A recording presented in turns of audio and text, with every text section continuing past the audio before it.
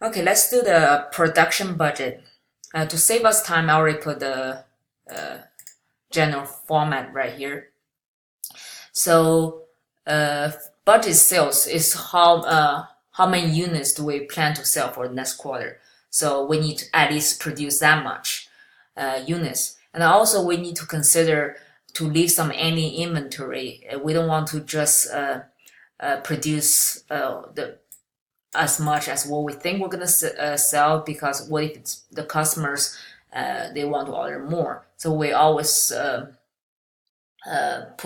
leave some any inventory. So each company have their own policies to calculate the any inventory. So for this company, it says any finished good inventory is 10% of next quarter's budget sales. Okay, and so you use the how much you think you're gonna sell, and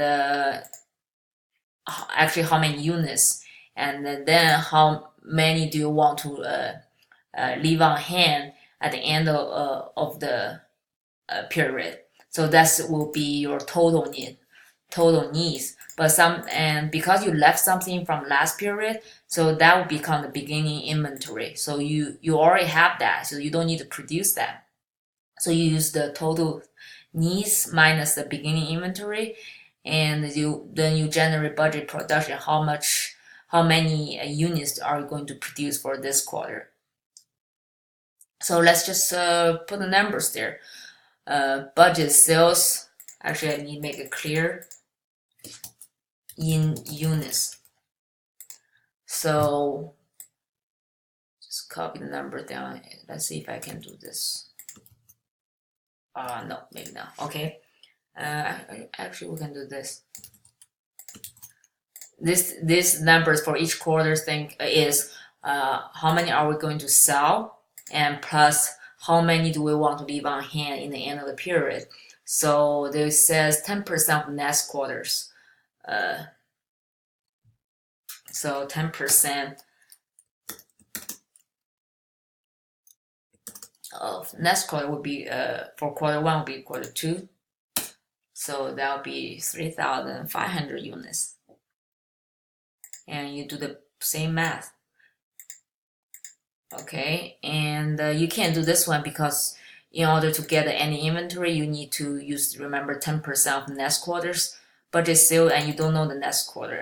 There's no next quarter, it will be next year, you don't know that. So you can't do this. That's why I put this gray. Total need, you just add them together. So how many units are going to sell and how much you need to leave as any inventory, add them together.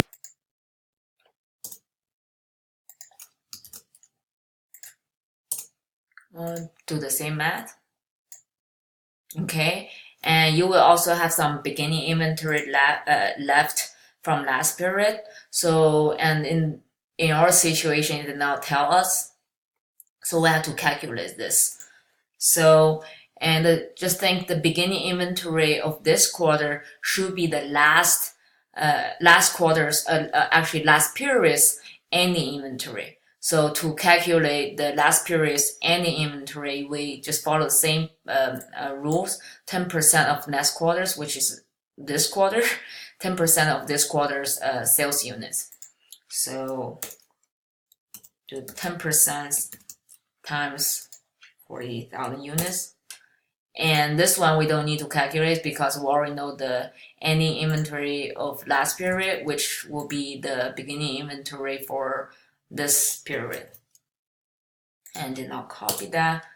Okay, I'll type this. So remember this match, because the ending inventory from last quarter will be beginning inventory of this quarter. And same for this one. The ending inventory for last quarter for 4500 and 4500. Okay, so for this line total needs, you don't have to do that. So it just kind of help you to know how much units you altogether need. So you can totally just remove this line. It's fine. You just use this plus that minus that to generate the budgeted production. So this all together, how much you need and how much you already have on hand at the beginning of the period. So you actually only need to produce this amount for this quarter. So do the same thing. Okay. So yeah, this is just a production budget. So and you know your how many units are going to sell, and how many units do you want to leave at the ending inventory, and then you add them together. It's total needs, and you minus whatever left over from last period, which will be the beginning inventory for this period. Then you get your production needs. So how many units do you need to produce for each quarter?